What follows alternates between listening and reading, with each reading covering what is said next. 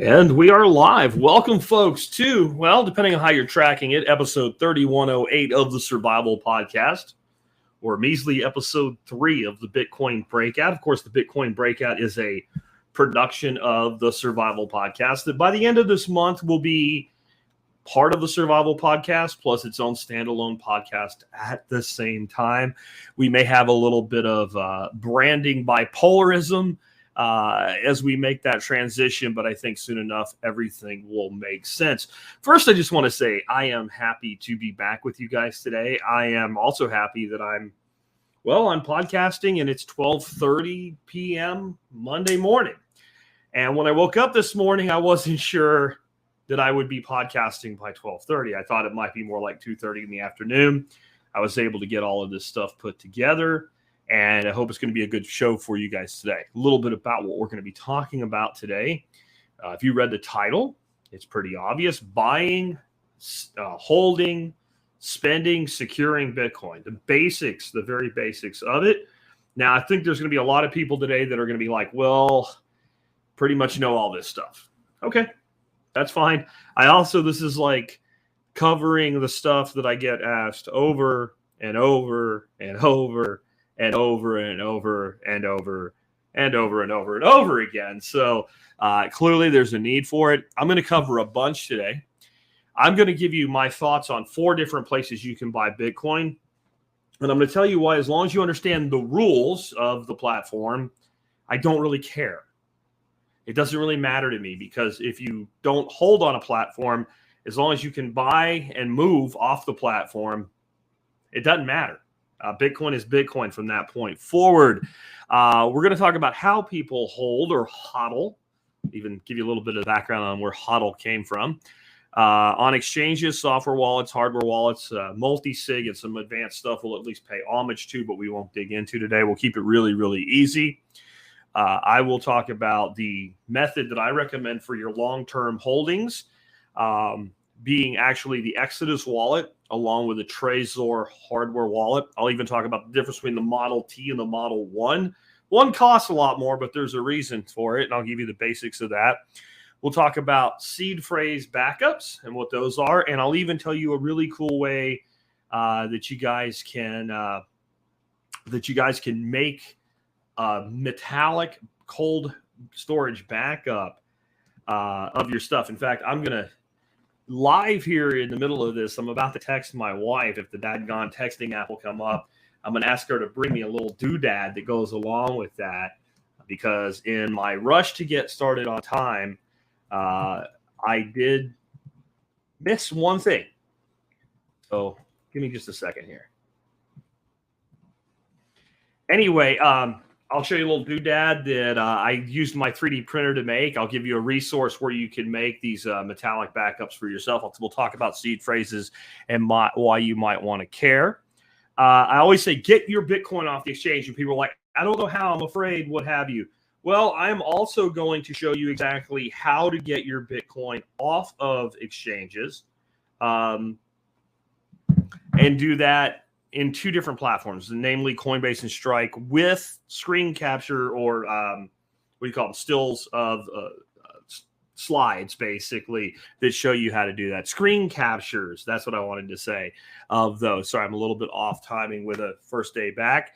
And so the cool thing about that is I'm also going to talk about how to spend Bitcoin without spending Bitcoin. Now, some of you guys have been listening to me for a long time, and you've heard me right before I went away on vacation for 10 days talk about how to use Strike to do that, so it'll make sense to you. We'll talk about a couple ways to do that, but how Strike is a really cool way to do just that. So imagine being able to spend Bitcoin without spending your Bitcoin. Yep, there's a way to do that. And then we'll talk about why right now, when I was on vacation, and this whole crypto crash, which the only thing I care about is the Bitcoin correction in price, drop in price, call it what you want to, the bear market. Like, I got excited. Like, I was like, man, of all times to be on vacation. I mean, don't get me wrong. I enjoyed my vacation. I enjoyed being with my wife and away from everything. But when this was all going into like catastrophic falling of price, I was like, man, I'm just starting this new Bitcoin thing. I wish I was at home right now. because now is like one of the greatest times ever. And someone on Facebook in the live stream is saying, I need to understand Bitcoin first. That's why this is the fundamentals series. And this is episode 3. And the first one is understanding money. And the second one is understanding Bitcoin. All right. So today we're going to talk about actually buying, selling, and holding Bitcoin. So I want to start off with, and hopefully I have the right slides up here, where you can buy Bitcoin from. And I'm going to give you my thoughts on a few different places. The first being CoinBase. Now, CoinBase gets a lot of people that love it and a lot of people that hate it. And I think both are justified. I mean, both are justified, and that's fine. But again, remember, I don't care where you buy your Bitcoin as long as you understand the rules of the platform. And what I want to start off with is I hear from people, I want to buy Bitcoin with no KYC. For those who don't know what that means, it means know your customer. In other words, I want to be able to buy Bitcoin, but I don't want to give them my ID, tell them exactly who I am, show them my driver's license, maybe link to a bank account or a credit card or something. I don't want to do any of that. Okay, so you're not going to buy Bitcoin without paying a ridiculous fee to do so and getting into some hairy situations without doing KYC. If you want to buy Bitcoin for fiat dollars, euros, whatever, okay, you're not going to do it. And I'm not going to go deep into ways around that today. I'm wanting to simply teach you how to buy Bitcoin with fiat dollars today. That's what I'm trying to get done today. If you really want Bitcoin or any crypto, or you want Bitcoin and you're willing to take any crypto and turn it into Bitcoin, and you don't want to do no KYC, we'll even talk about a platform that works for that today. And the best way to do it, honestly, is to earn it. In other words, to do something that people will pay for and accept Bitcoin as payment. If you want to buy Bitcoin for fiat dollars, you are going to KYC, which means anybody during this live stream or as a result of this podcast that sends me an email that says, how do I buy Bitcoin without giving them my identity in any way you phrase it, I'm going to hit delete, or I'm going to ignore it if it's in a live stream. I'm not going to do this anymore. I know I sound a little bit irritated with it, but I've been doing this for podcasting 14 years, but Bitcoin for over 10. And I've answered this over and over. You're not going to do it, and I'm not going to worry about how. So all of these, one of the rules is you're going to KYC. The bigger rules is that there's certain rules in how you can get your fiat dollars onto the platform and how much you can take off at any given time and how long you have to wait to be able to do it. This is where Coinbase is not the same for everybody. When you first set up your Coinbase account, things will take a little bit longer, and you may have limits that are different than they might be for me because I've been there a long time. You sort of earn trust on the platform. Here's what I love about Coinbase. If you can use PayPal, you can use Coinbase. If you have a PayPal account and you use it to, deposit money, receive money, send money, withdraw money, and you do all that right now, and you tell me that, and you say, but I have Coinbase and I can't figure it out, I'm going to say that you're afraid to just use the damn thing because it almost looks the same, other than there's a bunch of different currencies you can buy other than Bitcoin, and we're only talking about Bitcoin today. So I'm going to go through how to withdraw from Coinbase, but it's super easy. The fees are a little high, but they're irrelevant to the long-term strategy of stacking Satoshis, i.e. Bitcoin, over the long haul. You're not going to remember. You're not going to care that you paid $1 more when you did a $100 buy 10 years ago, 10 years from now. It's not going to matter. So the ease of use trades off a little bit on the fees, and I'm not talking about withdrawal or transaction fees here. Transaction fees are pretty standard across the board. What we're talking about is when you buy, there's a fee, and when you withdraw, they might charge a withdrawal fee. And Coinbase will be a little bit high. The bad, their customer service sucks. I would say this about almost every exchange, especially the easy to use ones that work the best.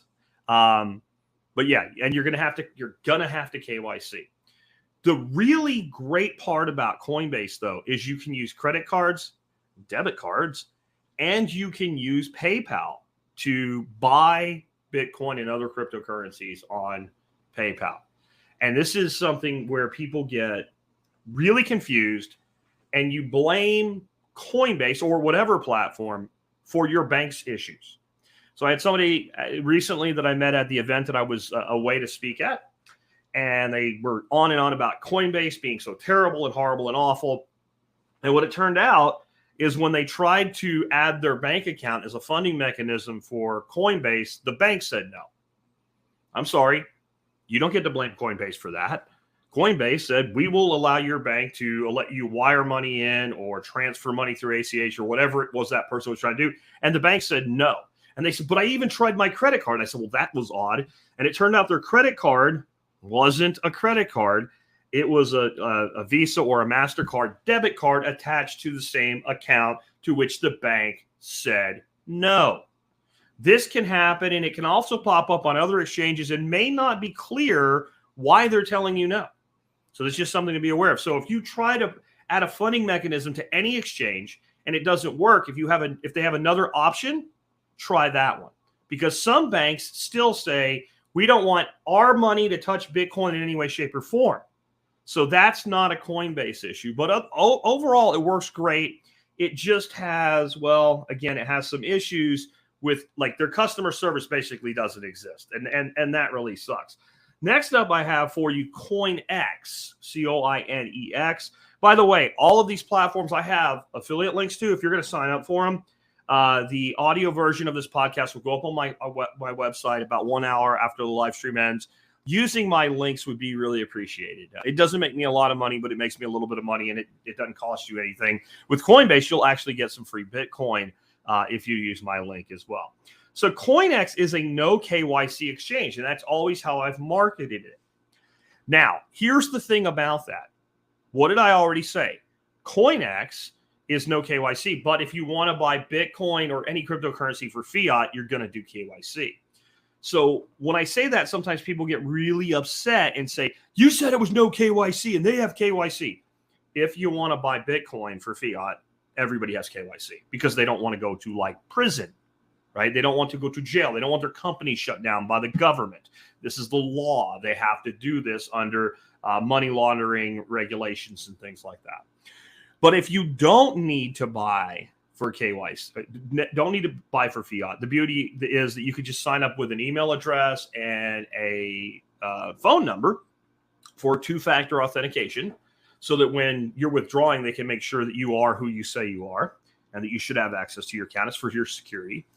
And that means you can use any sort of, like, temporary phone number, or you don't really want a temporary one, but you can use one that doesn't necessarily have your name on it, as long as it will allow you to receive text messages so that you can get a code out of it and put it back in.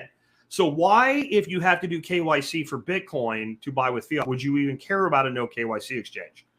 Well, let's say that you do accept cryptocurrency as payment. And let's say people do pay you with cryptocurrency, and sometimes they pay you with a cryptocurrency you really don't want to keep. Let's say that you know, somebody wants to pay you with Dogecoin, right? Or Dogecoin or whatever, right? And you're like, I don't really want it, but I'll take it. Well, what you can do then is you give them an address to send to that's on your exchange account. Then you exchange that for Bitcoin on CoinEx, okay? And then you withdraw it off of CoinEx to your wallet. And now you have Bitcoin that is essentially no KYC Bitcoin because it was never associated with you with an actual 100% identification. So that is one of the advantages there. And if you dabble in other cryptocurrencies, most cryptocurrencies could be bought and sold in the world today are on CoinEx. They're one of the most liberal exchanges with that. I'll say it real quick. I recommend Bitcoin 99% of the time for everything. There's very few cryptos I hold at all other than Bitcoin today. I have some Ethereum because I've had it for a long time. I'm well in the money with it. And I do expect they're going to pull off this Ethereum 2.0, even though all the maxis say they're not going to. So I think there's a win in that. And I have very low initial risk on it. And I hold Monero when people pay with it because I like its privacy, pirate chain, etc. So that'll come around a little bit later. But I still consider everything but Bitcoin. You put your money on a table in Vegas. Okay, so if you want these other ones, I'm not going to crap on you like a lot of Bitcoin maximalists do, but I'm going to tell you, I recommend for most people, buy and hold Bitcoin for the win long term. All right, next up is Strike. Strike is rapidly becoming my favorite way to buy Bitcoin. Let's go back to CoinEx real quick. I missed something there. Again, I apologize. My timing's a little off. First show after 2 weeks. CoinEx has really great rules when it comes to withdrawal.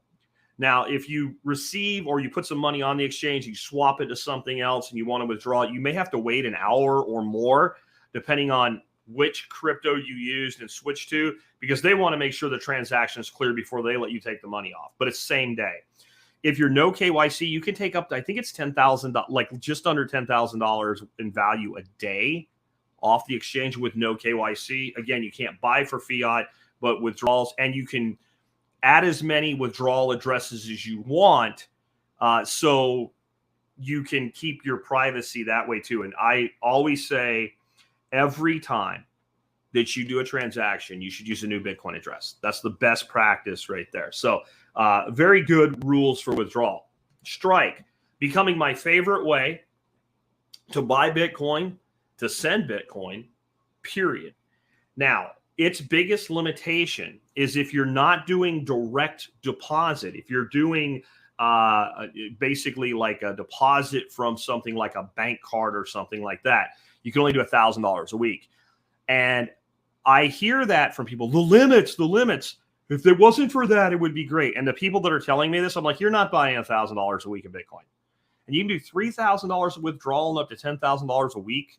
So you can just look at the limits yourself and see if they work for you. So the limits will not really affect most people. And there's no limit to how much you can have deposited with direct deposit from your paycheck. This actually is a limit for me. I do not run a conventional payroll from my business to myself. I don't get a paycheck. I do withdrawals based on my cash flow needs at any given time from the business cash flow. So I don't run a typical payroll service for myself. And being that I'm like the only paid person in the company, that makes sense. If I did that, I could then use direct deposit I would have to use somebody like Paychex or something like that. Most of you have a W-2 job, even if you have your own business, or you pay yourself a payroll out of the business. If you have direct deposit, you can use that with Strike. And what that means is you can have all or part of your paycheck go to Strike. Now, why would you do this? You can actually use Strike to pay a lot of bills without even touching Bitcoin. And I'm not going to get into that today, but you can look at, do the places you're paying bills allow for open payments to be made with dollars? So it has that advantage too. So if you have direct deposit, you really are unlimited, in my opinion, unless you're like a big time baller that wouldn't be listening to a basics podcast anyway. If you're somebody that's trading a couple $100,000 a week in crypto, this is not for you anyway, and you wouldn't need me to help you. Stymie said he did max out his limit last week, and that's probably the $1,000 limit on deposits. And again, if you're using other methods of getting your money into Strike, those limits go way up. That's the one big thing. What I love about Strike, and I'll show you this when I show you the withdrawals, you do not have to buy Bitcoin to put money into Strike and get Bitcoin off Strike. And this is a way you can spend Bitcoin without spending your Bitcoin. And we'll save that for, all I'm going to say is you can have dollars on Strike and you can send those dollars to a Bitcoin address and the conversion will be done on the send. And if you do that, you're going to be in great shape. Also, Stymie is saying correct, but it was due to the dip, not a favorable situation. This is a good point to pause here before I give you my my last exchange I wanted to give you today that I recommend, to say that this is why I recommend you have more than one exchange. So if you do get into a situation where you're like, man, this is a really great opportunity, I want to buy more. Or sometimes, like one of the negative things I didn't say about CoinBase, and it's a true story, that sometimes when there's absolute hysteria in the market, either because of super highs or super lows, it just doesn't work. You'll go try to deposit or buy crypto, and there's so much activity that basically either the front end fails or they shut the front end down. I'm not really sure which one it is. You could judge that for yourself.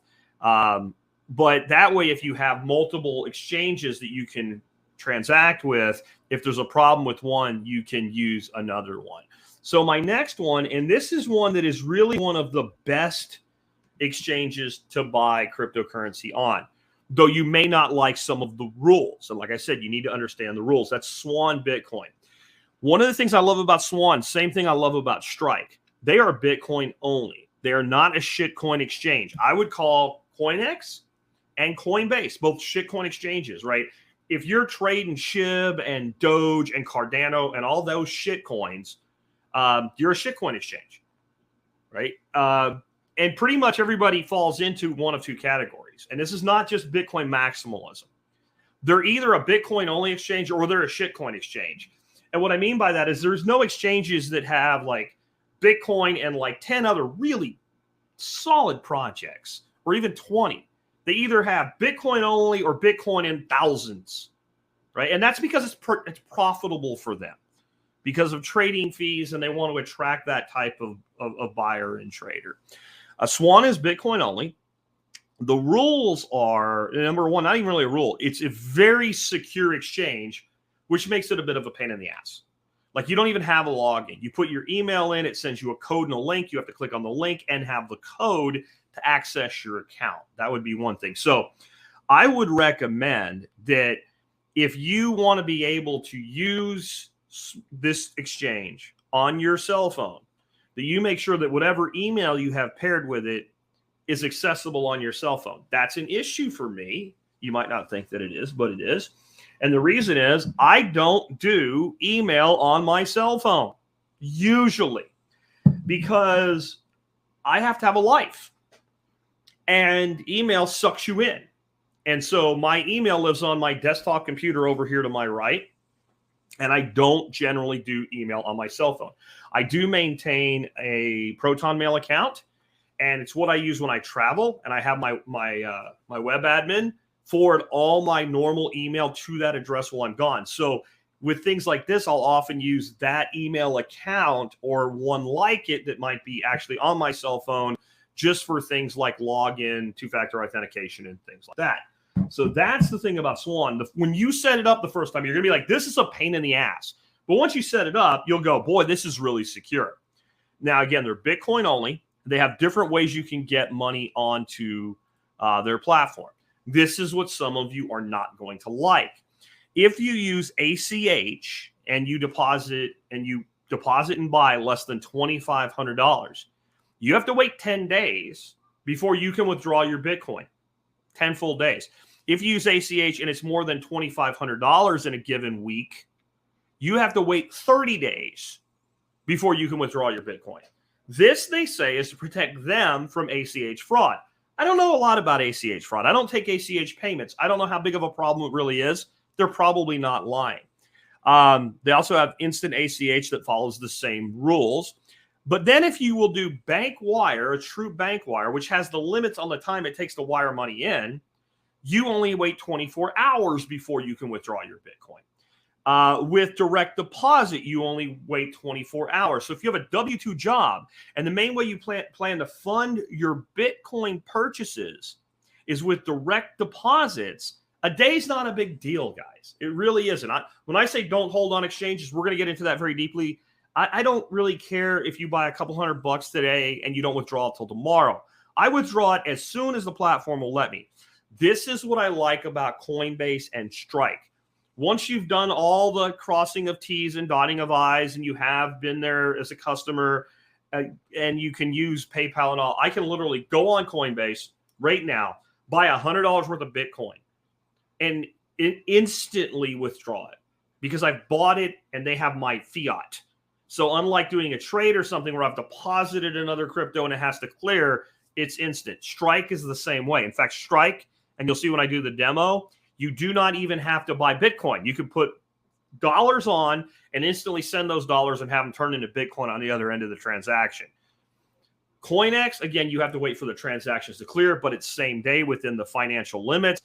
Swan has these much more strict limits. Now, this is the beauty of Swan, though. Swan actually encourages you, please take your Bitcoin off our exchange. They're the only one I know that does. They even have a program where you can say, I want to buy, let's say I want a dollar cost average, $100 a week, $150 a week, whatever it is, into Bitcoin. So you set up a direct deposit and automatic buy. Every time you get a paycheck, $150 of your paycheck, because you can split a direct deposit. It still goes to your bank for your bills, and a certain amount goes to Swan. It automatically will buy the Bitcoin. You can also set up automatic withdrawals on Swan. This is great. You don't have to do anything, except it's all going to go to one address unless you are constantly updating and verifying a new address. You can set up an address that you want to withdraw to. And then Swan will, once you reach a certain amount, or on every specific day of the month, everything that's cleared that waiting period, it will automatically send it to you. And you won't have to go do it again. So all four of these have different pluses and minuses. You're going to find that with all exchanges. And I'm sure there's going to be people like, I hate blah, blah, blah, whatever. Guys, then pick something different. And if you hate all four of the ones that I recommend, then pick something different. This is what I can say. I have used all four of these, and I have never lost a penny using them. I did have some people pretty pissed off with CoinEx, but it was about pirate chain withdrawals, and those problems are over a year old now. And that was integrating a very complex encrypted wallet system that created those hangups. Of the four, you know who has the best customer service? CoinEx. Every single time I've had to have an interaction with customer service on CoinEx, I've gotten a response within a couple hours, and it's always been resolved to my satisfaction every single time. And so if you want the best customer service, you want CoinEx. If you want the best experience, in my opinion, you want Strike. If you want to automate your investment, Strike and or Swan would be the where to go. If you want complete ease of use, i.e. it looks and works like PayPal, you want CoinBase. And I say you want more than one. What if you want to do no KYC, but you want to do KYC on CoinEx? Set up 2 accounts. Set up one with a second email and some sort of forwarding text email or text phone number service, and use that for your no KYC side, and then use your other one for your direct purchases. All of it works, and all of it works well. And again, I do have referral links that will be on my website in the show notes of all of this stuff once it goes on after its life. And see, there's Jeff saying he loves Swan. When I first tried Swan, I was like, this is a pain in the ass. Once I understood why they were doing what they were doing, I was like, oh, this is great. This is great. And it's really, again, great for the person that has the situation where they want to automate things and they have a W-2 job. All right, moving on. I want to talk about how people hold or hodl and what hodl is. HODL, people say, stands for hold on for dear life, and I guess it's become what it is. The genesis of the term hodl actually goes back to a simple typo. A guy made a simple typo in the early days on the Bitcoin forums, and it just became a thing. But originally it was just a typo. But yeah, that's what I said. It means hold on for dear life. But what it really means is I ain't selling my freaking Bitcoin. I'm keeping my Bitcoin. I'm holding long term. I'm going to keep buying. I'm going to keep doubling down. I'm in this I have a long-term time preference. That's what it really means. And when you're hodling, there's a few different ways to do it. One is on exchange. You all know how I feel already. I hate this. I think this is terrible. Here's my problem. I would say a exchange like Swan Bitcoin, for instance, or Strike, very secure. The odds that somebody's going to hack into my account and steal my Bitcoin, very, very low. Very, very low. That's not what I'm concerned about. Just think of what happened to Canadian truckers. So people were sending money to the truckers, and then they had their bank accounts frozen. One of the reasons we're in this, folks, is because nobody can take your Bitcoin. But what they can do is they can lock you out of your account that allows you to access Bitcoin that you think is yours, but it's not yours. It's the exchanges until you take it off. You're using a bank account, right? You're using a bank account if you're holding on exchange, and you shouldn't do it. And this is why. Let's say that I started the Jack Spirko Bitcoin Exchange, and I was running a large company, lots of employees, and maybe it's so big even that I go public, right? The Jack Bitcoin Exchange, right? Bitcoin Jack. And Survivalizer, I don't know his real name, but I would know his real name because I would do KYC. Let's say his name is Bill Gates III, right? And he sets up an account, and he gives me his credit card and a bank account, driver's license, SSN, all of that stuff. And he has a proper account. And the United States federal government says, we need you to freeze Survivalizer's account. You might think, being the crazy, raving, anarcho-libertarian that I am, I would say, hey, government, here, big old middle finger. I would not. I would freeze his account if I was in that business. And the reason is, number one, I'm not going to Club Fed and going to prison. Number two, you remember all those investors and employees and all? I'm not having my entire concern shut down. I don't have that business. I wouldn't go into that business. I don't want to be in that business. But when you go into that business, you agree to play by the system's rules. So you can bet that if I would do it, the CEO of CoinBase is going to do it. The CEO of CoinEx is going to do it, or Swan or Striker, Bittrex, Bitfinex, whatever. They will shut you down if they receive the proper paperwork that says to shut you down and lock up your account. Also, I already mentioned that these exchanges, sometimes when there's big turmoil in the market, like, it might not even be malicious. It just might not work, and you might need your money at that point. That's why I recommend having more than one account for buying. But it's just bad. You shouldn't do it. And you'll notice something. When you hold on these exchanges, you don't have a backup phrase. This makes some people comfortable, because if you don't have one, you can't lose one. We'll talk about how to make sure that doesn't happen in a bit. But that means you don't hold your keys to the coins, so they're not yours. There's a saying we have in privacy, right, when we talk about keeping your data private. And people say, well, it's private, but you're using like Amazon Web Services or Google Drive or something like that. It's not private then, because there's no such thing as the cloud. People say, my data is in the cloud. No, dude, there's no cloud. There's only somebody else's computer. When you store your data, your pictures, whatever, on Google Drive or any service like that, there's a computer somewhere and your data's on it, and you don't have the computer. You don't possess the computer. It's not in your hand. And what that means is, well, it's not your computer. It's their computer. With cryptocurrency, if you don't have what's known as your public key, which is that public address, when you say send me money and somebody takes that address and copies it, pastes it, or scans it and sends you Bitcoin, you can't keep that private. Then no one could get money to you, right? Now, you might want to keep it not associated with you personally by name, and that's why we use new ones all the time. But you have to make that public, or you can't get money. It has to be something I enter to send you money. On the backside of it is a private key. We talked about this in episode 2. And when those two go together, that's when we can then move off of that address onto another address. And the way that we manage that in a simple way is, for the whole wallet, there'll be what's known as a backup phrase. This will be a series of words, and they can be anywhere from 12 words to something like 36 or more words. You don't have that with whatever you're holding. You don't hold your own coins. Someone is doing it for you. So on exchange, the worst option there is, do not do it. You do not own Bitcoin. Somebody has said you're entitled to a certain amount of Bitcoin at their discretion.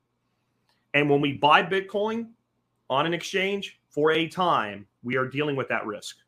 No matter where, no matter how, we've put our money into somebody else's custody, meaning they have custody of it.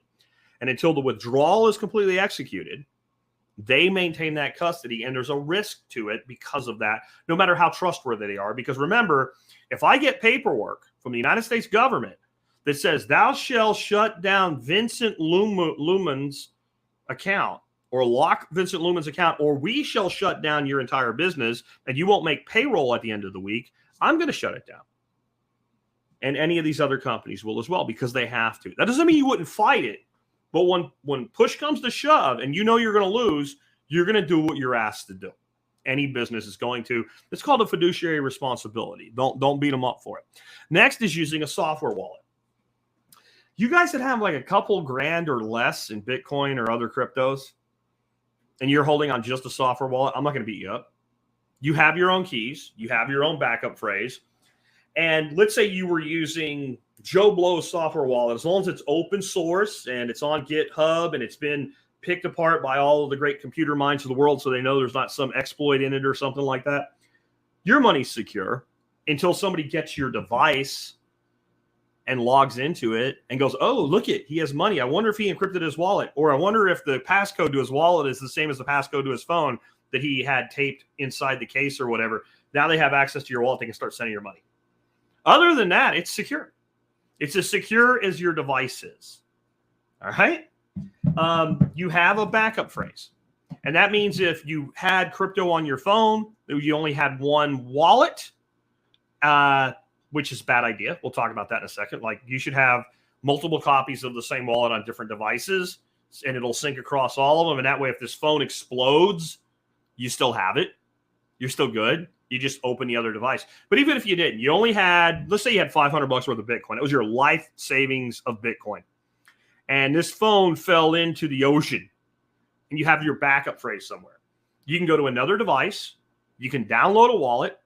You could say restore from past phrase. You can enter your secret code, right? Your 12, 24 words, whatever it is.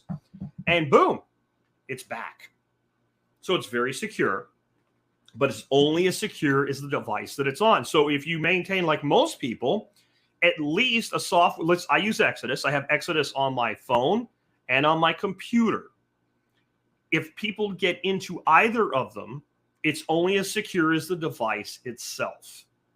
So it's good, but it has that. That's it. That's its big risk. Next, we have a hardware wallet. And I want to bring my slides back up real quick here.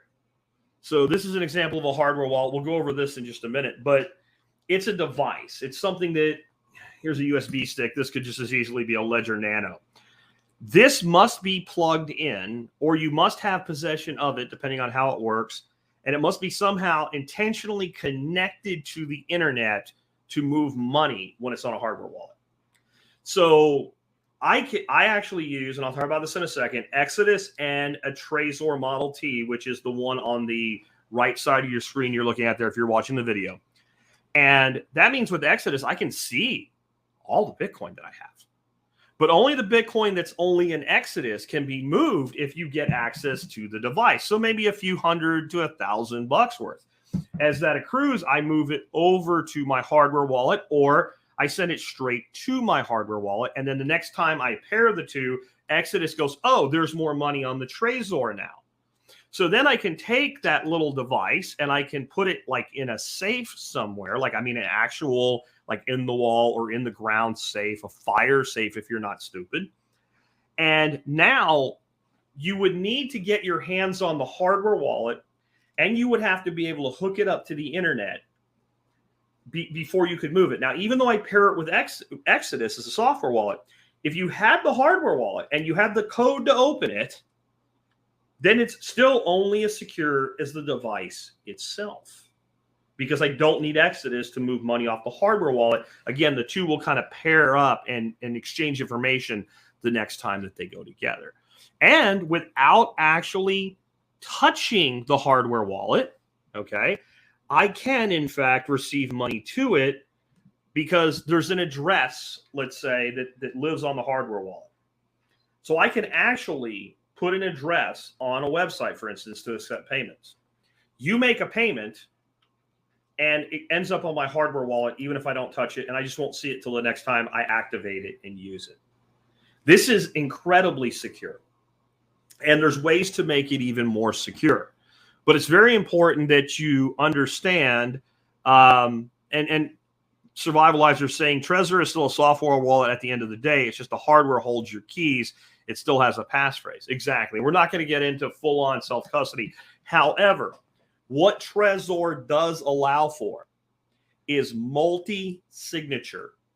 So you can actually have two phrases and you need both of them, or two keys and you need both of them, or two codes and you need both of them to move the money, which can be stored in separate locations. The big difference, and this is where Survivalizer is not quite right, you can't hack into access because it's not connected. It's cold storage. It's over here. It's not connected. And Trezor doesn't have your keys. They don't know your keys. You know your keys. I don't care how you store your Bitcoin. If there's a backup phrase to it, if somebody has the phrase, they can access it, which is not necessarily bad because you may need to do that. And we'll talk about how that can be done in just a second. Now, going back to this, I want to talk about why I personally use Exodus and Trezor. They pair beautifully. They're designed to work together. There's a little piece of software called a bridge that allows them to talk to each other. And if you're using that, once you have it set up, you plug it in, boom, it works. And I'm going to show you a short video here in just a second that shows you how easily it works. Next is the Trezor has been around forever. I think it was the first hardware wallet, right?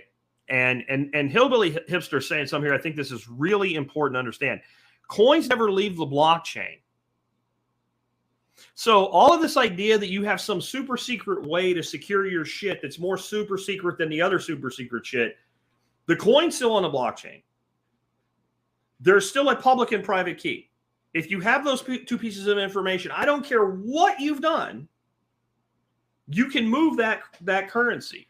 It's the access through the device. It's the GUI, the graphic user interface, that actually makes a difference in how much information you need to go through this particular thing. In the end, if you have the public and private key, you have the public and private key. If you have a backup passphrase, you have a backup passphrase. But I personally feel that once you get into a few $1,000s or more, you probably want to get a hardware wallet. And it also makes sense to, as you really build out your stack, to maybe have multiple hardware wallets and maybe break up your Bitcoin. Let's say you had $100,000 worth of Bitcoin after the crash, before the crash. Doesn't really matter. Maybe you have about 25,000 on each one of those wallets. And they all have their own passphrase, et cetera. Right? And that way you have more, not putting all your eggs in one basket, so to say. Right? So let me just show you this real quick video here of how to pair an Exodus wallet with a Trezor Model T. And it will work with the Model 1. And I'll talk after this is over a little bit about the difference between the Model 1 and the Model T. Setting up a brand new Trezor Model T hardware wallet or any Trezor hardware wallet is easy with Exodus. This Exodus tutorial will take you through the steps needed to set up your Trezor wallet. First, make sure any programs that may interfere with the pairing of your hardware wallet are closed, such as the Trezor Web Wallet, Electrum, or MyEther wallet. Plug in your Trezor and go to Settings. Click on the Devices tab and toggle Detect Trezor to On. If this is your first time setting up Trezor, you'll see a prompt to install Trezor Bridge. Trezor Bridge is an application that allows your Trezor to communicate with Exodus. To install Trezor Bridge, you will need a Chromium browser such as Firefox, Chrome, or Brave. You won't be able to download it with Safari. Because updating Trezor firmware can restore its factory settings, close any apps that might be open that use Trezor, including the website trezor.io. Click Update Now. A message will announce that the update was successful. Your Trezor will boot up as it begins to update the firmware. Do not close Exodus or disconnect the device while the firmware update is in progress. Trezor will auto-restart when finished. Next, Exodus will prompt you to initialize the device by giving you two options: restore from a recovery phrase or create a new wallet. Select Create a New Wallet. Give a name to your newly created Trezor wallet and click Confirm. You'll see instructions on your Trezor screen and you'll be asked if you agree to the terms of service. Click the green checkmark button directly on the Trezor touchscreen to create a new wallet. You'll next be asked to create a new PIN code. It can be any length you like, but keep in mind that longer pins are more secure. You will need this PIN to unlock your Trezor moving forward. Confirm on the Trezor screen that you understand that you should never make a digital copy of your secret phrase. You will then be shown your 18-word secret recovery phrase. Swipe on your Trezor to view all of the words. Write them down on paper, spelled correctly and in the correct order. Never store them digitally. After you've written down your secret phrase, hold down Confirm on your Trezor device. You will be asked to confirm a few of the words before proceeding. Once created on your Trezor device, Exodus will announce New Wallet Created. Click Pair Now. Pairing may take a few minutes. When it's finished, a message indicates Trezor successfully paired. Click Continue to Portfolio. Back on your portfolio screen, you'll now see your Trezor wallet as one of the portfolio tabs on the top of the screen, alongside your Exodus wallets. Once paired, you can safely and quickly transfer funds between your Exodus and Trezor portfolio. Click on the asset you'd like to move to your Trezor hardware wallet to open the asset screen. Then click the Transfer Funds button on the left side of the Send button. This will let you choose which of your portfolios you'd like to move funds to and from. Note that Trezor does not support all of the assets available in Exodus. If the asset you've chosen is not supported, then the Trezor wallet will not appear as a destination option. A gas fee is required to transfer Ethereum assets to your Trezor wallet. If you do not have sufficient funds to cover gas fees, a notification will appear at the bottom of the screen. You can keep track of your Trezor portfolio, view your addresses, and send funds to your Trezor even when your Trezor is disconnected. If you want to access your Trezor funds in order to send, simply open Exodus, plug in Trezor, and enter your PIN directly on the Trezor touchscreen. We have a lot more videos for you, so just click any of these to keep watching. And if this video helped, give it a like and subscribe to the channel for more crypto videos from Exodus.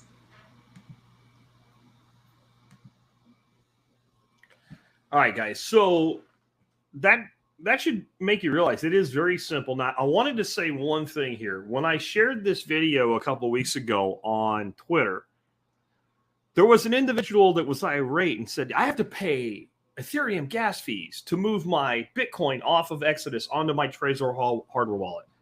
That's just dumb. This person is not dumb. This person is hard-headed. And they are also the kind of person that always thinks somebody's out to screw them all the time. That's what I've learned about this person over time. But given the person's not stupid, they could have, I can see how you come away with that because they're talking about the Ethereum gas fees while showing a Bitcoin transaction in the video. If you're on audio, you're like, where'd you get that from? But if you saw the video, you know what I mean. And so I just want to be clear, like, the only fees are the fees. When you have all your Bitcoin in Exodus and then you say, I want to add this hardware wallet, you are doing a transaction. You are moving from the Exodus wallet to the Trezor wallet. The two can just see each other. So whatever fees there are. And they mention gas fees because Ethereum gas fees are stupid, right? So that's why that happens. So anyway, the fees on Bitcoin I've actually gotten for the amount you'd be moving here really low. Really low. Like, you don't have to sweat this stuff on fees. I'll show you that here in just a second. But somebody mentioned while this was going on, 229 Mick. He said, an Exodus support is very happy to help if you have problems with your Trezor, ran into trouble on the initial setup, then a year or so later, their support got me set via email within an hour. You want to know why I recommend Exodus, other than the fact that it's just a beautiful wallet with a beautiful interface where I can put notes on every transaction for my own records and things like that. Customer support. I've had to use it once. It was fantastic. And it ended with, is there anything else I can do for you now? I like support that works that way. So I like to recommend products and services where I know that you will get the support you need. In my situation, I was still playing around with some shitcoining at the time, and I bought some Polygon, and I already had some Polygon, and I sent the Polygon to my Exodus wallet, and the transaction showed up, and it was on the Explorer, and it wasn't there, and I was like, where did it go? And it turns out there's two Polygon chains, and I had activated the other chain, and all I had to do was turn the second chain on, and it shows us two different balances, but the right amount. Now, I would have waited forever to get an answer to a question like that from someone like CoinBase. I got that answer within an hour and a half from Exodus. So their support is great. Trezor support is good. But if you're trying to get that whole setup done, I would rely on Exodus support. That's why I recommend them. I do want to talk a little bit about, let me put this back up, the two primary offerings from Trezor, the Model 1 and the Model T. The Model T's been around since, or Model 1's been around since 2012. It's pretty basic. For me, it's a lot cheaper. It's $77 versus about $280, right? There's a reason. It has two buttons on it. So think of the Model 1 like the iPod, the old school iPod with a wheel and a button, right? And the Model T more like one of the first generations of smartphones where you actually had a keyboard because it's a touch screen. It's much easier to operate and to function with. Not that you're probably going to be pulling out your hardware wallet very often anyway. Again, we can send money to the hardware wallet without actually touching it. That's great, right? But when you do have to use it, it's a lot more convenient. The bigger thing is, remember I talked about, and I'm not going to get deep into this today, but you can have a multi-sig for your hardware wallet, meaning you have two different keys, right? And you need them both to unlock the funds for greater security. That to me is really cool. And it would work if you were running a Bitcoin business and you wanted to have a certain amount of funds that you kept in Bitcoin for company operations, but you wanted two people to have to approve a transaction. They would both need to put in their key to allow a transaction to occur. So there's some advanced features, and there's some other things as well. And then there's kind of a really cool feature. You can actually make your backup phrase, your list of words, more words with the Model T. I think you can do up to 36 words. So the more complex it is, the better. And if you're going to do the little project that I'm going to give you here at the end, you really can make that secure and almost have like a multi-sig cold backup phrase, maybe broken into 3 12-word segments, and anybody got a hold of one of them wouldn't be able to do anything. So there are some other advanced features, but the biggest thing that most of you will find as far as anything is going to be ease of use because of that touch screen. And it's when you're doing your backup phrase and all that stuff, it's just easier. Is it worth the money? Depends. It's up to you. The other thing is, since I'm so heavy anymore on Bitcoin really only, it's not as big a deal, but it still is for me. One of the coins that when people pay me in it, I continue to hold it instead of switching it to Bitcoin is Monero. The Model T supports more digital assets, more coins and tokens than the Model 1. Most of that I don't care, but the Model 1 doesn't support Monero. So that kind of makes it a non-starter for me. So there's what you go there.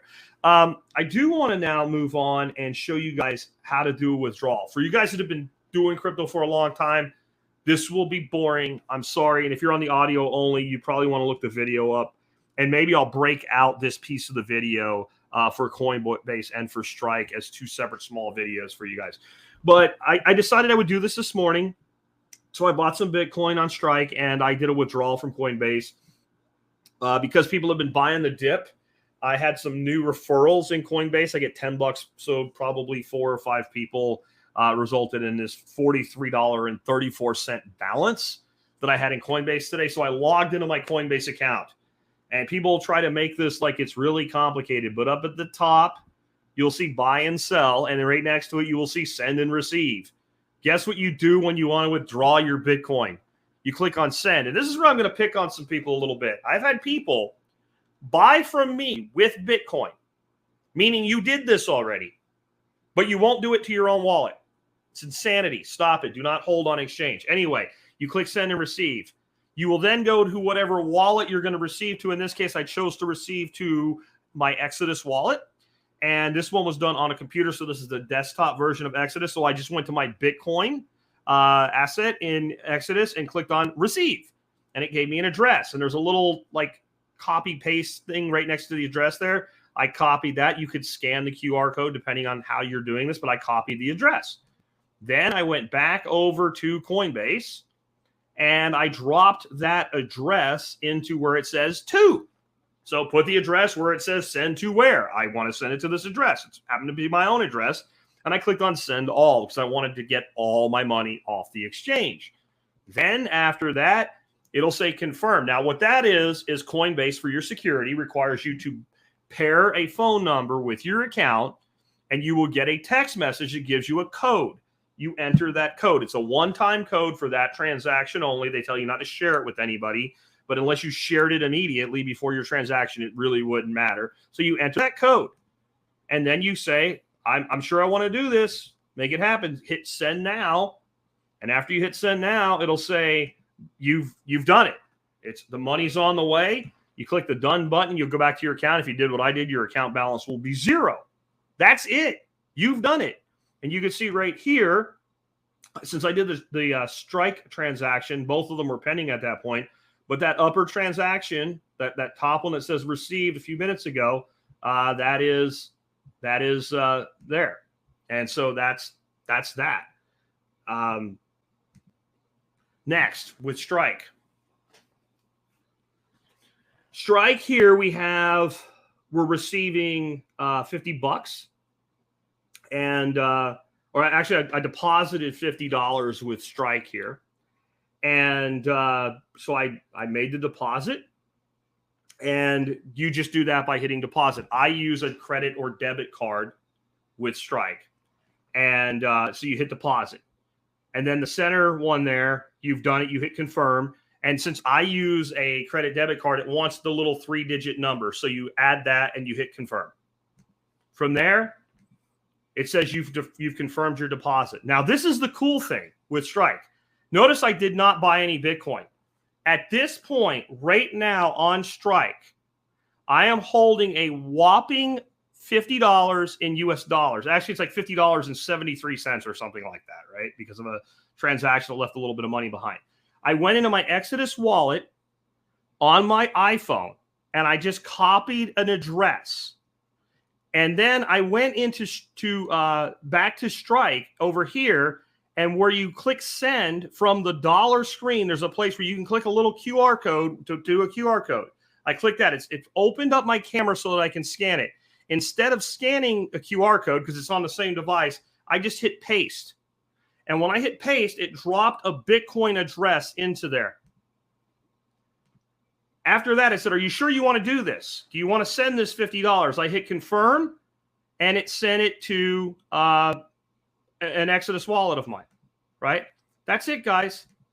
That's all there is to it. So in that case, I sent $50 worth of Bitcoin to myself without buying Bitcoin. Without buying Bitcoin. Now think about what that means and how that actually happened. Strike uses Lightning Network. That'll be the next episode. Okay? But I didn't buy Bitcoin. Well, how'd that work? So Strike on the back end made the exchange for me and sent Bitcoin to the address. Does Strike know that Bitcoin address is my address? No. Did I ever confirm that address? No. Do I have to do anything to make that address work with Strike? No. All it has to be is a valid Bitcoin address. That's it. That's all that it has to be. Now, how's that work? And what does that mean? That means that if Jim K here in the chat was like, you know what, Jack, I would like to get paid in Bitcoin. And I want to spend Bitcoin with Jim K, but I don't want to spend my Bitcoin. I had this question on another video today. Michael Saylor says, never spend your Bitcoin. So does that mean we shouldn't transact in Bitcoin? No. And here's a beautiful way to show you how to do that. So I go into, let's say Jim K runs a brick and mortar store, and he has a sign in the window, Bitcoin accepted here. And I go in and I find some little doodad, right? Something like this little guy here. And I say, well, how much is this? And he says, it's $47.52. And I have more than that in Strike, but I have it in dollars. I'm holding some pocket change, some dollars in Strike. Well, all I do is send him his $47.32 or whatever he said it was with what I just showed you there. And it's done and out. Yes, Adrian, I do. I really didn't mean to reveal that. I was in a hurry this morning, but that's one of the wallets, yes. So you know what that wallet has is a total amount of Bitcoin in it now, which was kind of a mistake. Anyway, but yeah, so then I send that $47.32. It's gone. It's happened, and he's received Bitcoin, but I spent dollars. What's my capital gains cost on that now? What's my capital? I have no capital gains impact whatsoever. What is Jim K's capital gain? He records a sale for $47.32 in his point of sale if he does that, right? He just has Bitcoin. Bitcoin goes up, Bitcoin goes down. There's no impact on it. So we're getting to a point now with technologies like Strike where it's great for me because if I want to buy a couple $100 here or there of Bitcoin, I can just deposit and send. I don't actually have to do the transaction. I save a step. It happens immediately. It costs me a nickel, by the way, when I do that. It costs me a nickel. Okay, cool. And so the fees are almost non-existent at that point. But if I want to go out, like there's a Bitcoin meetup group that's down in Fort Worth. And of course, they do like a monthly at a restaurant. Everybody goes and has a couple drinks, orders some steak, stuff like that. And of course, they're only going to go to restaurants that take Bitcoin. So I go to this meetup and I want to spend Bitcoin, man. I want to fit in with my Bitcoin meetup group. I want to support Bitcoin transactions. Well, anyway, so how do I do that now? Well, I can go there and I don't know how much I'm going to spend. Maybe they're going to have a really great special like surf and turf, and I'm going to spend like $100 for my wife and I. And maybe if I had a couple drinks, I'm going to spend like $160, $170 tonight. Or maybe like I'm just going to have appetizers or something and a couple beers. I'm going to spend $20 or $30. Well, all I have to do is deposit. It's on demand. I can have that deposit done in a couple seconds. It's no different to me than making the payment with my debit card or something like that, right? So, yeah. Think how that works now. Think how that opens up the ability for you to spend Bitcoin. You never bought Bitcoin. You understand? Like this is the most important thing to understand about where we're going. And that Lightning enables that. You don't have to use Lightning, but you use Lightning. You just don't know that you use Lightning right there. So there we go. Moving on. I want to talk about why right now is when you should be buying Bitcoin. If you are not yet in Bitcoin. Yeah. And Liberty Meat Solution says, yeah, but if you were to spend Doge, it means you have to hold Doge to spend Doge. And why would you want to do that? Exactly. And I'll say something here before I go to this last part and we wrap up. When you hear a company say, we accept Doge or we accept Ethereum or we accept whatever, it's what I call, when they say we accept Bitcoin, most companies are doing a term I've called orange washing. They don't actually accept Doge. They don't actually accept Ethereum. In that when they receive that, they have a back-end system that's converting it to dollars as quickly as they can. Unless they're a company that's literally putting a crypto asset on their company balance sheet and holding it, what they're really doing is they're just letting it be a form of payment and go back to dollars as quick as they can. Now, there's no really quick, slick way to do that with any crypto without a bunch of propeller heads in the background making your system do it, or somebody doing a daily, like some CFO or somebody doing a daily transaction with an exchange, except with Bitcoin. With Bitcoin and open payments, you can do what I just showed you. I send US dollars, the other side receives Bitcoin. And so now this opens up Bitcoin payments to everything. And we'll go into more complex situations in the future here where this will be able to go either direction or go from, let's say, US dollars over the Bitcoin Lightning Network as Bitcoin and pay a vendor in Australia in Australian dollars. You can't do that with Dogecoin. You can't do that with Ethereum. You can't do it with Bitcoin Cash. You can't do it with Ripple. You can't do it with any of this shit. You can do it with Bitcoin, not tomorrow. You can do it with Bitcoin today. It's only about integrating, with multinational jurisdictions and things like that. Do they approve of the company that's working on the other side? The reality, though, is it doesn't even matter if they do because it's software. So unless you can actually block the software, you can't really stop anybody from doing it. And we can do that right now because with very few exceptions, you can exchange Bitcoin to a native currency anywhere in the world 24/7, 365. It is the most powerful thing that there is. So that's a good tie-in to my wrap-up right now. But right now is when people are like, get into Bitcoin. Are you crazy? Are you insane? Didn't you see that it crashed? This is the same person that probably told you a couple months ago, man, I should have bought it when it was really, really low. Okay, so the first reason that you want to get into Bitcoin right now, if you're not already there, or you want to buy more if you're already involved, is because of math. Obviously, if I buy Bitcoin when it's at $20,000 per Bitcoin, I get more Satoshis, I get more Bitcoin with $100 or $1,000 purchase than I do if I buy it when it's at 40. Anybody understands that? So that's alone a really great reason. Obviously, buy low, sell high is the old thing, but to me, it's buy low and hold forever, right? But psychology is more important, because here's what's happened to a lot of people right now.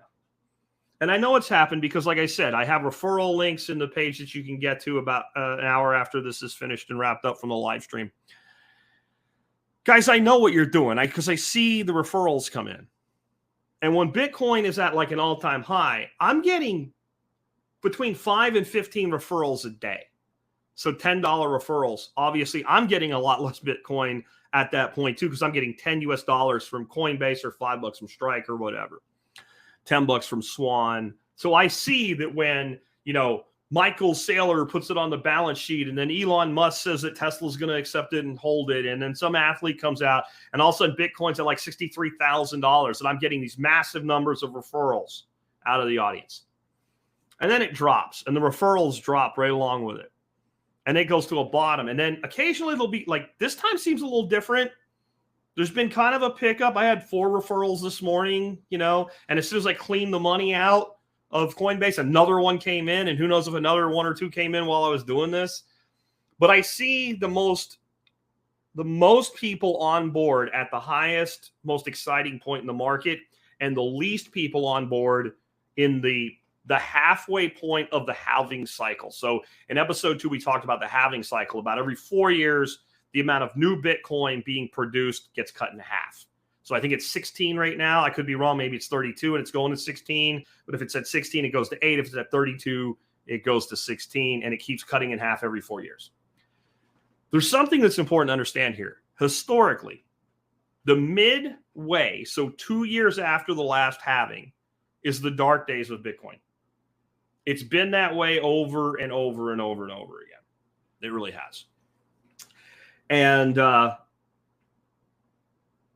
people want to believe that's going to change, and eventually it may. But if right now Bitcoin does what it's done historically during this halving cycle, it will come down about 80% from the all-time high. That would put it, I believe, when I did the math, it was like 14.4.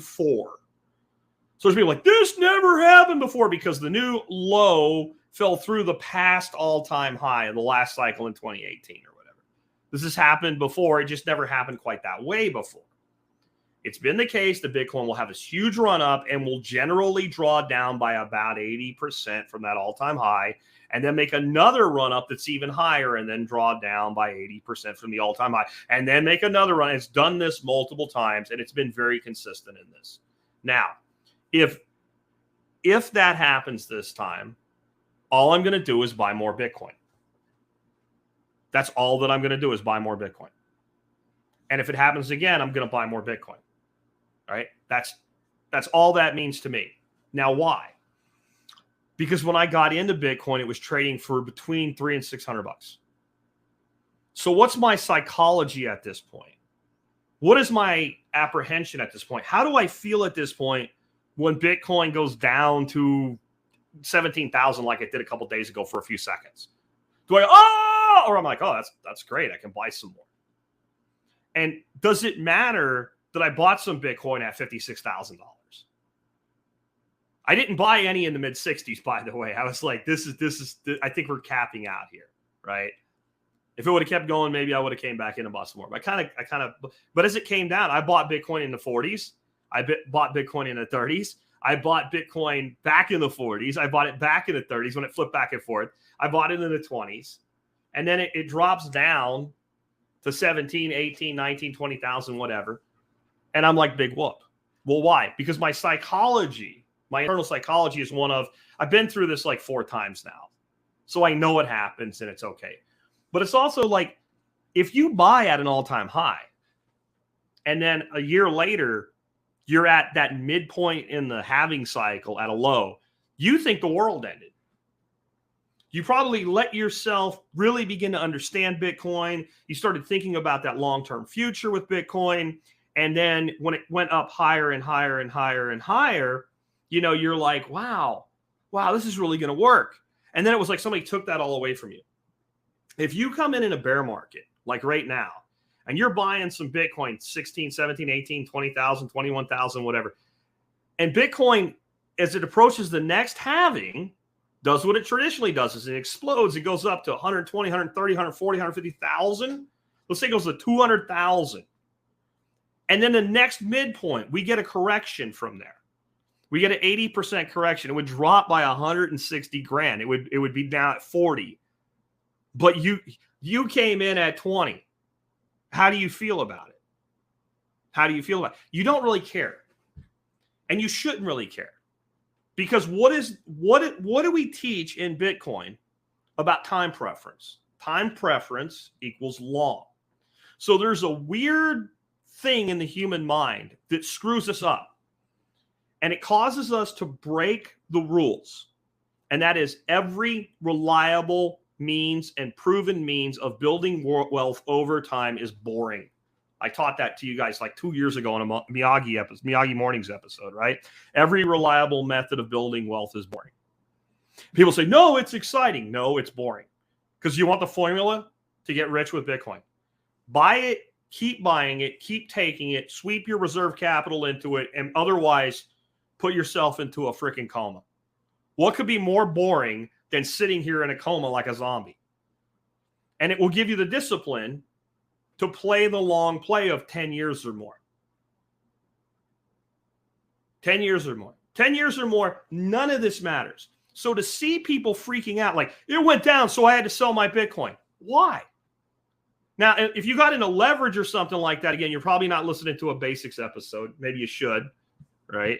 So if you had to sell your Bitcoin because the price went down because you were leveraged into some sort of options play or something, right? Some sort of short or long or something like that, that's different. But these people are like, man, I had to sell it. Well, why? Because it went down. Okay, you're stupid. Thank you for selling me your Bitcoin. Equally, though, when it goes up, you didn't get any wealthier. Ask yourself a question. Do I have to pay tax on this?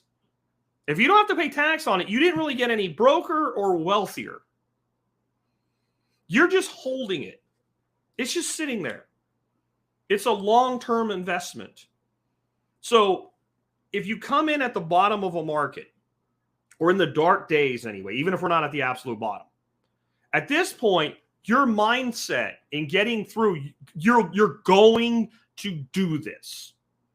Okay? If you're going to become a Bitcoin investor, not a trader, but an investor, and traders generally get wrecked over time. But if you're going to become a Bitcoin investor, you're going to ride the roller coaster. You're going to have to hodl, hold on for dear life. You're going to watch your wealth build, and you're going to look at it, nothing but a number on a screen and say, shit, I have a lot of money. It's 100,000, it's 200,000, it's 50 grand, whatever it is, it's 20 grand. And you started with maybe, hundreds or a few $1,000s, and now you're looking at tens of thousands of dollars. You started with a few tens of thousands, and now you're looking at hundreds of thousands or millions of dollars, right? And then that number is going to go down, and then you start to behave irrationally. Well, that's going to happen no matter what. That's human psychology. But the higher the number you enter at is, the harder it's going to be for you to have the discipline to get through this the first time. Now, once you get through the first time, you go from being what they call a pleb, right? Brand new, eyes wide open, no idea what's going on. I've discovered Bitcoin, buy whenever I can. Buy and hodl to the moon, Lambo, and believe. And you say, I will hold through anything. I don't care. I hope it goes to $9,400. Then I'm going to back the truck. And you say all this stupid shit until it happens. But once it happens one time, you're like, oh, okay, I've been through it.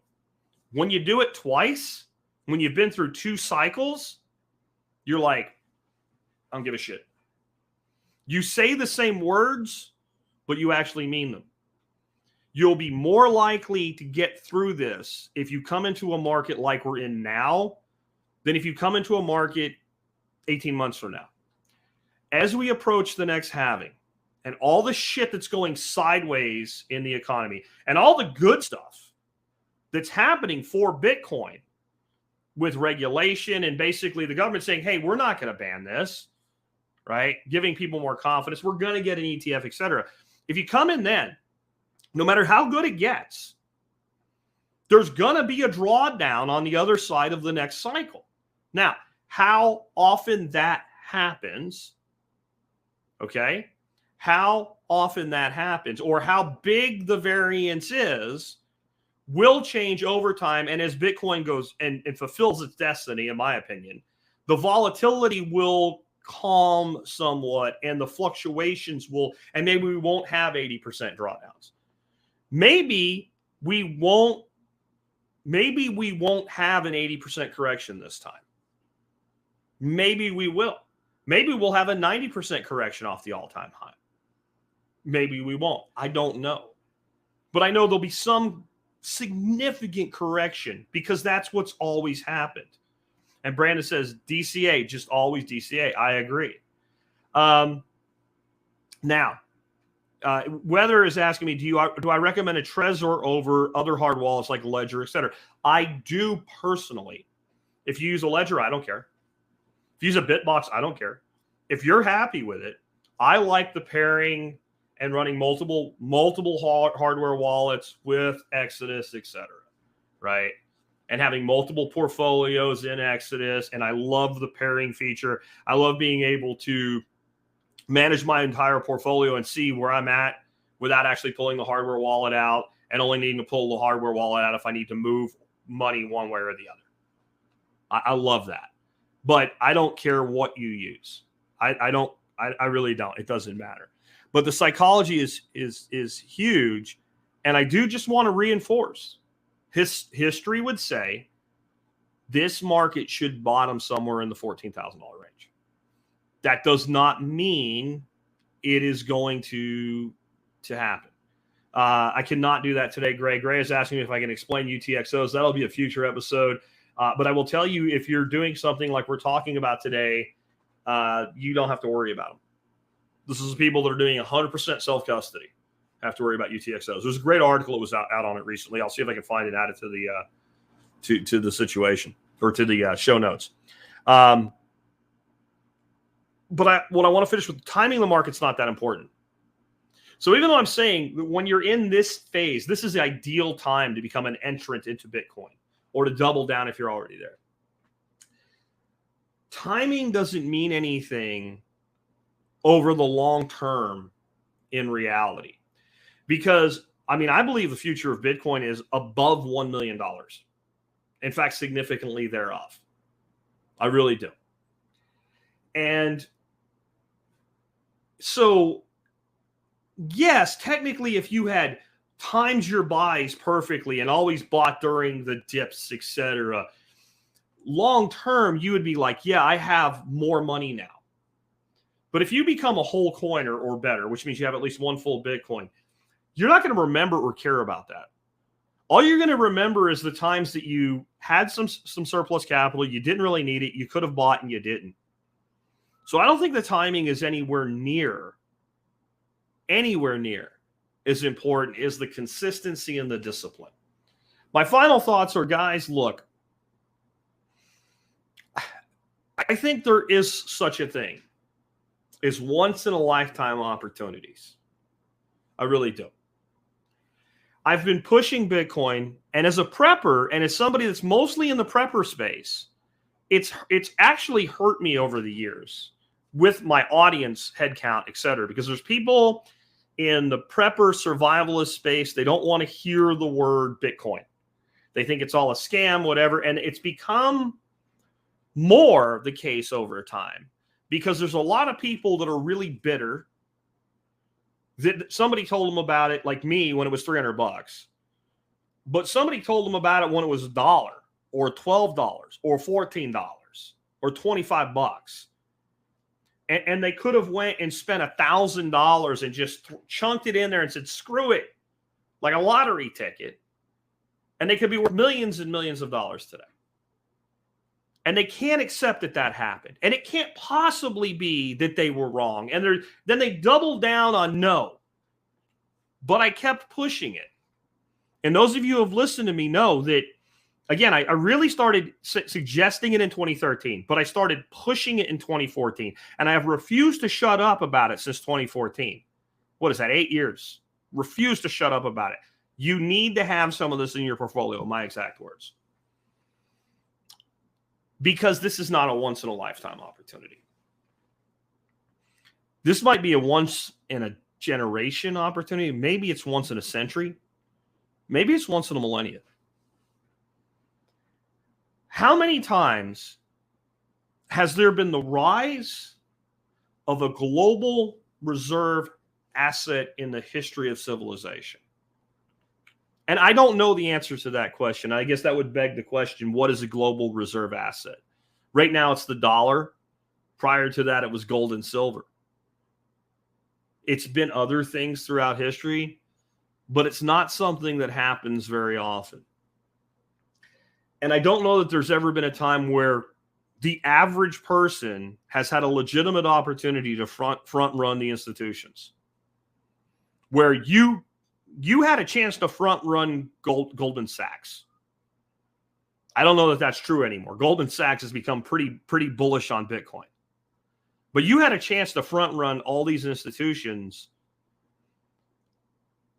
and you still have a chance to front run most of the world. It is an incredibly small number of people in the world that own Bitcoin right now. An incredible small number. And I want you to start thinking about the impact of an open payments network where Bitcoin is a piece of it, not even it, with things like the Lightning Network that we'll go into our next episode. So think about the fact that I just sent $50 worth of Bitcoin to myself by sending $50 US. And that created a transaction on the Bitcoin main chain, but it also caused a transaction to happen on the Bitcoin Lightning chain. What happened there was the $50 went flying through internet space, came up against the Lightning Network, went stopped, converted itself into Bitcoin and into Lightning, went across the Lightning Network, and on the other end went and converted itself off the Lightning side chain back onto the Bitcoin chain and deposited itself into a Bitcoin account. But let's say that Adrian here wanted $50 from me for whatever reason. He said, Jack, you owe me $50 and I'm going to punch you in the face if you don't send it to me, right? So I said, well, what do you want? He said, fool, I want dollars. I don't want none of this Bitcoin stuff. And I was like, okay, are you on any kind of open, do you have a QR code I can scan to send you dollars? Right? And it doesn't even have to be strike to strike. Maybe he has Adrian's Euporium, right? And he wants $50 sent there, and he uses an open payments network. But he wants dollars. So I have dollars on my Strike app, and I scan his QR code, and I go, send. Here, don't punch me in the face, Adrian. I don't deserve it, man. And he sees $50 show up. It was still a Bitcoin transaction. The $50 went flying through cyberspace, got up to the Lightning Network, went switched over to Bitcoin Lightning, went across the Lightning Network at almost no fees. Then at the other end went turned into dollars and deposited itself into Adrian's Venmo account on an open payment network. That can't happen without Bitcoin. The average credit card transaction is about 3%. If you ran a business, let's say if you do, this is an easy thing. If you don't, get yourself into the mind of an entrepreneur for a second. You ran an online business. You do $100,000 in transactions a month. Not $100,000 in profit, but $100,000 in trade. You sell $100,000 worth of shit. You have a $1.2 million web store. That's tiny in our world. It really is. Especially if you're selling physical product. And most of your payments come in PayPal, Stripe, not Strike, some form of credit card, right? You take credit cards. It's the main way people buy shit online. And you pay 3%. Do $100,000. What's your fees? $3,000. Not hard math, right? Now I come to you and I say, Mr. Store Owner, if you use this open payments network, you will go from paying $3,000 a month in fees to paying $500. What are you going to do?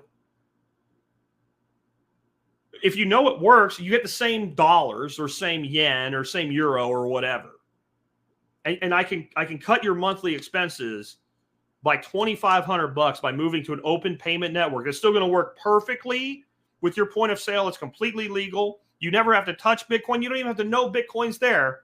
You just receive money and it costs you less to do it. What are you going to do? What are you going to do? You're going to switch. Okay. There has to be Bitcoin locked up inside that Lightning Network to make that system work. Right now, if we were to take 2% of global transactions into that network, 2%, all the Bitcoin that exists is not enough to collateralize against that 2%. Now, as that happens, of course, it forces the price higher, and the quantity of Bitcoin, the total number of Satoshis that are put in the network for equity, right, that goes down as the value goes up. But once that happens, you know, I've been talking about the ETF for like a year and a half, and people are like, Jack, when's the ETF going to happen? I don't know. But there's never been a time where I think there's been more true grassroots marketing pressure on the government to do a thing than this. This is a huge thing. This is going to happen. But it as big as it is, and make no mistake about it, when every single IRA, 401k, et cetera, can buy, you know, BTC, IDU, or whatever the hell they call it, you know, spot Bitcoin ETF, it's game over. The all-time highs you'll see from that are unbelievable. But it's in the ability to transact frictionless, low to no fee transactions around the world that will make even the companies fighting this right now, the people that see it as the enemy, Visa, MasterCard, Amex, etc., they're going to have to use it too. What are you going to do if I'm in business and you're my competitor and I find a new technology and I'm now able to do my business faster, cheaper, better, with more customer satisfaction than you? Are you going to let me just take all your business? Or are you going to be like, shit, I got to use the same technology that Jack's using, even though I don't like that jerk? You're going to use the same technology.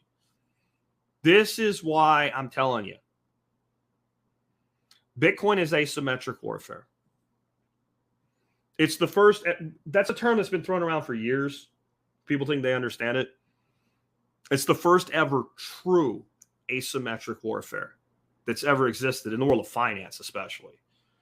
Because what happens is when my enemy, if I want to use that term, acquires that weapon, it's better for me. It's better for me. I gain when my opponent acquires my weapon. So let's say that you and I crawl into a ring and they hand me two short samurai swords that are razor sharp. And they're like, go fight that guy. You're like, no, I don't think I want it. In fact, I think I can kick his ass, but I'm pretty sure he can cut my hands off before I can touch him. So I don't want to do that. What's the last thing I want the referee to do? Hold on, wait a minute. He gets 2 samurai swords. Give this other guy, give Bill Smith here 2 samurai swords. Now we both have samurai swords. Now it's a fair fight. I don't want that. That makes it symmetrical warfare. Okay, it was asymmetric when I was the one with the weapon, but it became symmetrical when you acquired the same weapon. And that's conventionally how we've seen it, when somebody is an undue, unfair advantage. But what if, by handing you those matching swords, I became more powerful? My swords transformed into 4 whirling swords like that robotic Jedi had in one of the Star Wars movies. And like they ran themselves, and I didn't even have to use them or even be a Jedi, and you were screwed now. And every time you acquired more, my shit got more powerful. Well, this is where people are like, well, how come the Bitcoin community is excited about Goldman Sachs or Bear Stearns? Or no, Bear Stearns is out of business. Thank you, Kramer. Whatever. Now, championing Bitcoin. Why would you do that? I thought we were at war with the banks. We are. You don't understand how it works. The more they touch it, the more they use it, the more powerful we become with it. And there's not been a time in recent history where things look better than they do right now for Bitcoin. The news that we're getting about Bitcoin, if this had happened during the last all-time high, we would have blown through 100,000, probably through 150. I mean, the good news has been overwhelming. I want to leave it there because this has turned into something different than I planned at the end. Again, I just hope now that you feel a little bit more comfortable about going out and buying Bitcoin, sending it to your own wallet, eventually securing it with something like a hardware wallet, I wanted to tell you about the backup phrases. So I thought I got a picture of this. I guess I didn't. Anyway, I'll put a link to a video. Again, you have that backup phrase, that list of words. I found a guy, John Chow, on YouTube that has a really cool way to make a metallic backup so that it can't fade or burn or whatever of your phrase. And he just uses a stamping set and 8mm washers. And then this little thing here I had my wife bring me. This is a little jig. It's 2 parts. I printed it with a 3D printer and has this other little piece here. And this piece has a hole in it. And you stick it in like that. And it has the hole. And then you can put in like 01, 02, 03. And then on the other side, it has little notches. And each time you want to adjust it, you turn it. And there's these little ridges here. They're probably hard to see in the video. And then you can stamp 01. And if your first word in your phrase was goldfish, 01 goldfish.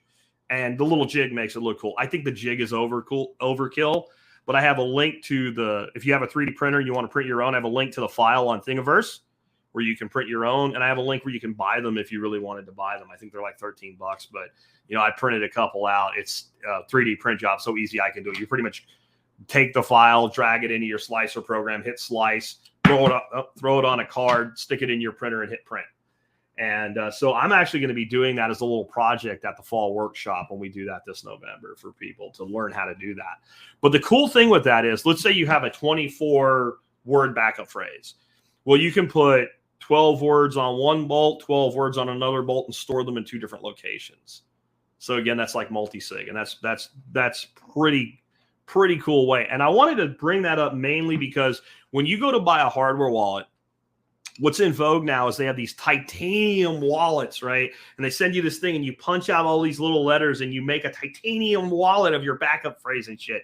And they sell for $50 or more. You can build one of these things, for like $3 worth of parts. And I have a link to all the parts in the show notes today. Anyway, with that, guys, I appreciate you guys tuning in today. I probably should have done this one today. First one back, my timing's always a little bit off and I make a few errors here and there, but I do hope this has made it a little bit more clear for you. And I hope that you also, some of you, will stop being so worked up over KYC, know your customer. Yes, when you set up an account on a legitimate crypto exchange and you use a credit card, a bank account, etc., to buy Bitcoin, they are going to have to know your identity and they're going to ask for it and you're going to have to give it to them, and it's not a scam. And this is why when you hear me go on and on about get off the exchange, since that's the case, if the government runs a search and says, where are all Lowrider 94SS's accounts at, it will probably pop up that he's got some Bitcoin on CoinBase or whatever. And if they need to freeze your assets or they wish to freeze your assets, they're going to send something there and tell them to do it. So the last thing I want to say is, what happens if they figure out, because you're in a customer database or something and the IRS hacks it, that you have a account or you bought a Trezor wallet or you have an Exodus wallet, or you have both, and they send the same letter to Trezor or Exodus and say, hey, lock up K-Bonk shit, lock up 229 shit, mixed shit, lock up Jack Spirko shit. Those companies can legitimately say, sorry, I have no idea how to do that. I can't tell you which of any, I don't have access. So the only way that a company can refuse a demand from the government is for the demand to be impossible to fulfill. And again, if the world government, evil organization, Dr. Evil people decide we hate Exodus, we want them to go away, so they launch a nuclear strike on Exodus headquarters. You have your private keys. Bitcoin doesn't care. You can use a different wallet. Please get control of the custody of your coins. With that, we've wrapped up another one. I will be back tomorrow with something totally on Bitcoin related, unless you're listening to the breakout version of the Bitcoin Breakout.